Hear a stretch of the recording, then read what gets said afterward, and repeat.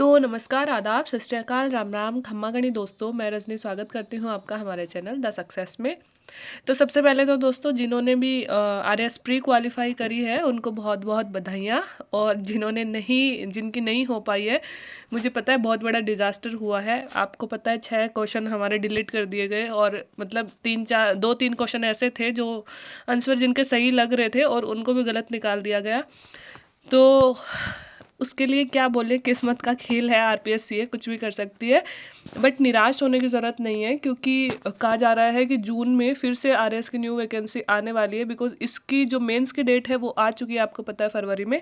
तो जून में फिर से नई वैकेंसी आने की संभावना है, क्योंकि इसकी प्रोसेस बहुत जल्दी पूरी हो जाएगी। तो जिन लोगों का टारगेट आरएस है वो थक के नहीं बैठने वाले हैं, वो फिर से शुरू हो जाए। और हमारे पास अच्छा टाइम है, जिन लोगों की क्वालिफाई नहीं हुई है उनके पास में अच्छा टाइम है कि वो अभी से मेंस की तैयारी शुरू कर दे, ताकि आने वाले टाइम में उनको दिक्कत नहीं हो इस चीज़ की कि फिर जब क्वालिफाई होती है। आपको पता है अब जैसे प्री का रिजल्ट आया और उसके बाद में कितना सा टाइम दिया है, 2-2.5 महीने भी नहीं मिले पूरे से।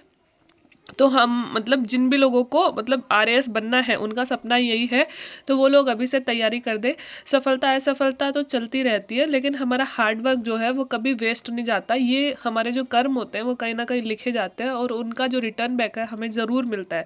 तो मैं तो यही कहूँगी कि सपना जिसका है और जिसे पूरा करना है, वो चाहे पास हो चाहे फेल हो, फिर से शुरू हो जाइए, लग जाइए, अपने मतलब हथियार बांध लीजिए। और बहुत ही कम टाइम है मेंस के लिए, जिन्होंने पास किया है तो उनके लिए तो बहुत इंपॉर्टेंट है ही।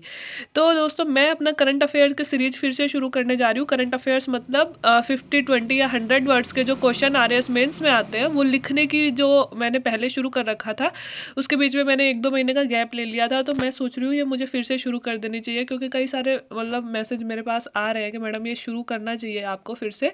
अगर आप लोगों को थोड़ी बहुत भी हेल्प मिलती है और आप लोगों की तरफ से अप्रिशिएशन मिलेगा तो मैं इसे कंटिन्यू रखूँगी। अदरवाइज तो मेरे पास भी इतना टाइम नहीं है कि मैं ये चीज़ें कंटिन्यू रख पाऊँ, ठीक है।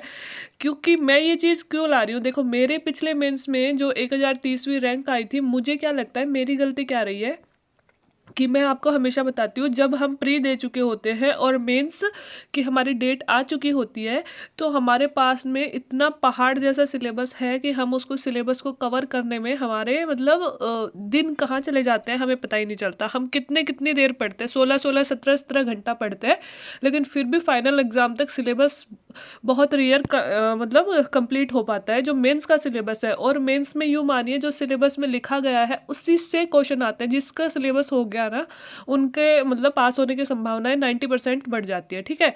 तो हम लोग क्या है, करंट को कहीं ना कहीं पीछे छोड़ देते हैं। और मैं आरएएस की बात नहीं करूंगी, मैं आईएएस के लिए आपको बोलूंगी कि जब भी आप किसी मेन टॉपर का इंटरव्यू सुनेंगे, आरएएस में भी खैर ये होता ही है, हम लोग उनको ही फॉलो करते हैं। तो वो कहते हैं कि हमने करंट का पुट डालने की कोशिश की थी। तो मुझे मतलब मैं सबका नहीं बता रही, बट मैं अपनी गलती बता सकती हूँ कि मैंने करंट के पुट बहुत कम डाले थे लास्ट ईयर, है ना। तो मैं ये कहूँगी कि आप लोग अगर बहुत अच्छे नंबर लाना चाहते हैं, जो लोग पहली बार मेंस दे रहे हैं ना, उन लोगों के लिए सिलेबस कवर करना, क्योंकि हमें तो 1 साल मिल गया था, आप लोगों को तो 2-2.5 महीने मिले। हमारी तो मेंस 3 बार खिसकी थी, ठीक है। तो हमने तो बहुत अच्छे से प्रिपेयर कर लिया था, बट अब बहुत कम टाइम है। और ऑफ कोर्स सी बात है कि आप करंट अफेयर्स के इश्यूज नहीं देख पाओगे, चाह के भी नहीं देख पाओगे, है ना। तो कुछ करंट अफेयर्स के ज्वलंत मुद्दे जो कि चल रहे हैं अभी, उनके लिए मैं डेली एक क्वेश्चन बनाने की कोशिश करूंगी, ताकि ना ये मतलब सीधे क्वेश्चन आ जाते हैं। लाइक पिछली बार 2 नंबर का क्वेश्चन था अर्जुन की प्रतिमा। अब हम लोगों ने ना करंट की तरफ ध्यान ही नहीं दिया। हम सोच रहे थे यार ये कहाँ से आ गई, हम सोच रहे थे यार ये कौन से युग की है, एंशियंट की है, मिडाइवल की है, क्या है क्या है क्या है। लेकिन बाद में पता चला कि हमारी मतलब जो चीन के हैं मतलब प्रधानमंत्री राष्ट्रपति, उनका एक दौरा हुआ था अपने यहाँ पे, और उस टाइम पे मोदी जी उनसे वहाँ मिले थे और उस एरिया के बारे में मतलब वो स्पेसिफिक था, तो इसलिए वो क्वेश्चन आया था। तो इसलिए मैं कह रही हूँ जो भी बड़ी बड़ी घटनाएं अभी हमारे समसामयिक में हो रही हैं, उनसे क्वेश्चन बनना बहुत ज़रूरी है। और अभी का सबसे ज्वलंत मुद्दा आप सबको पता है, COP26, और आप सबने बहुतों बार अखबारों में पढ़ा होगा COP26। तो इस पे हम लोग मतलब आज मुझे इतना टाइम नहीं मिला, मतलब मेरा मन नहीं था वीडियो बनाने का, बट मैंने सोचा कि ठीक है यार, सबके मैसेज आ रहे हैं और इस बहाने मेरी भी अच्छी हो जाती है प्रिपरेशन। अगर मैं आप लोगों को पढ़ाती हूँ ना तो वो मुझे मतलब मेरे भी बहुत दिनों तक याद रहता है, रिमाइंड ज़्यादा रहता है। तो मुझे लगा कि ये शुरू करनी चाहिए। अगर आप लोगों को पसंद आती है तो आप बताइएगा, नहीं पसंद आती है तो कोई बात नहीं है। और ये जो करंट के मुद्दे हैं COP26, ये ऐसे नहीं है कि इस बार के मेंस वालों के लिए इंपॉर्टेंट है, ये अगले मतलब हर एग्जाम के लिए इंपॉर्टेंट होते हैं ना यार। मैं वही बड़े बड़े मुद्दे चूज करूंगी जो हर एग्जाम के लिए इंपॉर्टेंट है ना। तो कोई भी ये वीडियो देख सकता है, मतलब हेल्पफुल ही होगा अगर किसी को अच्छा लगता है तो। 50 वर्ड्स का क्वेश्चन बनाने की कोशिश करी है मैंने। इस पे ना मैं 100 वर्ड का भी क्वेश्चन लेके आऊंगी, क्योंकि मुझे लग रहा है COP26 बहुत इंपॉर्टेंट है। क्योंकि इससे पहले पेरिस क्लाइमेट में से आरपीएससी लगातार 2 मेंस में क्वेश्चन पूछ चुकी है। 10 नंबर का क्वेश्चन आया था हमारे 2017 वाली में, ठीक है, पेरिस क्लाइमेट से। तो ये उनका फेवरेट क्वेश्चन है। तो COP26 में से ये तो मैं 100% गारंटी दे सकती हूँ क्वेश्चन तो आएगा। और मतलब किस तरह से बनाएंगे वो अलग बात है, लेकिन COP26 से क्वेश्चन आएगा। तो यहाँ पे मैंने COP26 पूरा नहीं लिया है। COP26 में भारत ने क्या किया है ना, सिर्फ वो पॉइंट लिया। और यहाँ पे मैंने बहुत ही छोटा सा 50 वर्ड्स में ही, मतलब 50 वर्ड्स मतलब अपने पास में 5 लाइनें होती है, 5 से बढ़ाकर आप 7 कर सकते हो, बस उससे ज़्यादा लाइन्स हमारे पास में नहीं होती। तो उन्हें में हमें भारत की प्रतिज्ञाएं दिखानी है कि भारत ने COP26 में क्या क्या किया है।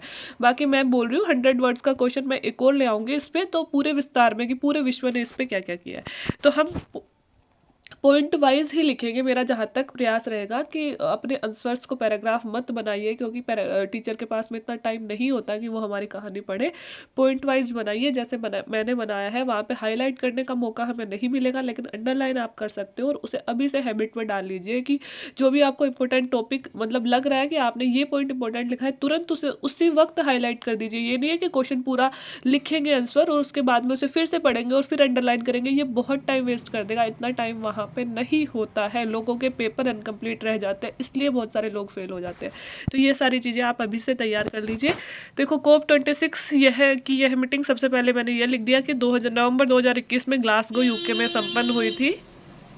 भारत ने इसके तहत 2070 तक नेट जीरो का लक्ष्य रखा है, साथ ही पंचामृत की अवधारणा दी है। तो भारत का सबसे बड़ा टारगेट तो दोस्तों इसमें यही था कि हमें नेट जीरो लाना है, मतलब कार्बन इमिशन जीरो करना है। और वो भारत कब तक करेगा? वो भारत 2070 तक करने वाला है। 2030 तक आधा कर देगा और 2070 तक भारत इसे जीरो पे ले आएगा। और इसके साथ ही भारत ने यहाँ पे पंचामृत की अवधारणा भी दी थी। और वो पंचामृत की अवधारणा अलग से मैं आपको 2 नंबर या 5 नंबर वाले क्वेश्चन में समझा दूंगी, क्योंकि 5 नंबर वाले में हम सारी चीज़ों को विस्तार से नहीं लिख सकते, इतना ही टाइम होगा। इतना बता दोगे तो समझ जाएगा टीचर कि हाँ भाई बच्चे को नॉलेज है, ठीक है। भारत ने यूके के साथ मिलकर 1 सन 1 ग्रिड 1 वर्ल्ड की अवधारणा दी तथा यूके ने इसे ग्रीन ग्रिड का नाम दिया। तो भारत की सबसे बड़ी उपलब्धि देखो दोस्तों, 2070 तक हमने नेट जीरो की घोषणा कर दी। और 1 सन 1 ग्रिड मोदी जी ने पिछली 26 जनवरी को बोला था शायद दुनिया के सामने, और इससे यूके ने हमारे पास आके सपोर्ट किया कि हम आपके इस जो इनोवेशन है इसमें सपोर्ट करना चाहते हैं। और यूके ने इसे ग्रीन ग्रिड का नाम दिया। तो ग्रीन ग्रिड के नाम से हमने कहाँ रखा है इसे? हमने इसे रखा है पेरिस क्लाइमेट एग्रीमेंट, मतलब सॉरी COP26 में। और विश्व के सारे देशों ने इस प्रयास की सराहना भी करी है।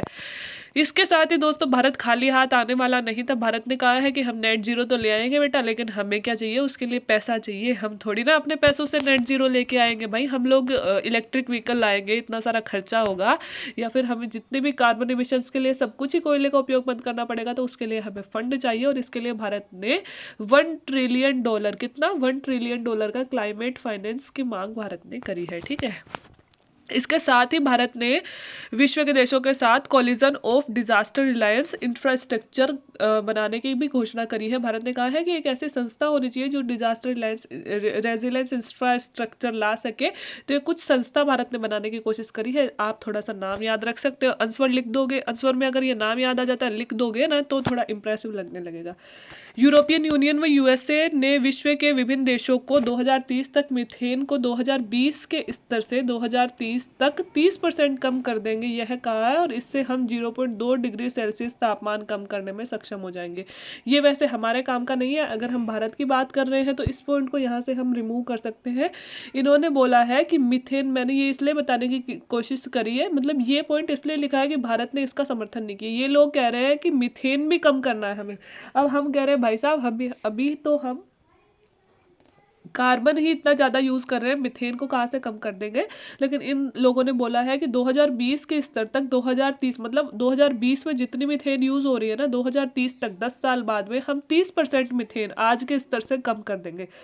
लेकिन भारत ने मिथेन प्लेज में 103 सॉरी इस मिथेन प्लेज में 103 देशों ने ही समर्थन किया है, लेकिन भारत ने इस पे हस्ताक्षर नहीं किए हैं, और भारत के साथ ही चीन और रूस ने भी इस पे हस्ताक्षर नहीं किए हैं। बहुत इंपॉर्टेंट चीज़ है कि मिथेन प्लेज क्या है भाई। मिथेन प्लेज ये है कि 2020 के स्तर से 2030 तक हम 30% मिथेन कम कर देंगे। ये तो है मिथेन प्लेज। किन देशों ने सपोर्ट किया है? 103 देशों ने सपोर्ट किया। और किन्होंने सपोर्ट नहीं किया? क्योंकि भारत ने सपोर्ट नहीं किया, चाइना ने सपोर्ट नहीं किया, रूस ने सपोर्ट नहीं किया, तो इसलिए इंपॉर्टेंट हो जाता है, इसलिए ये पॉइंट मुझे इसमें डालना पड़ा। इसके अलावा इसके साथ ही भारत ने इसके साथ ही इसमें डिफोरेस्टेशन प्लेज भी ली गई, लेकिन अभी भी भारत इसमें शामिल नहीं हुआ। डिफोरेस्टेशन मतलब डिफोरेस्टेशन को रोकने के लिए भी प्लेज ली गई, लेकिन इस प्लेज में भी भारत शामिल नहीं हुआ है अभी तक, क्योंकि भारत बोल रहा है कि भाई हम इतनी जल्दी सब कुछ इंप्रूव नहीं कर सकते, हमें टाइम चाहिए। टाइम क्या, भारत को पैसे भी चाहिए, सारे देशों से फंड मिलेगा तभी हम आगे वर्क करेंगे। तो ये सारे पॉइंट दोस्तों बहुत ईजी है। मुझे लगता है देखो COP26 में इंडिया का योगदान सबसे पहले तो देखो ग्लासगो में हुई है COP26, ठीक है, नवंबर 2021 में।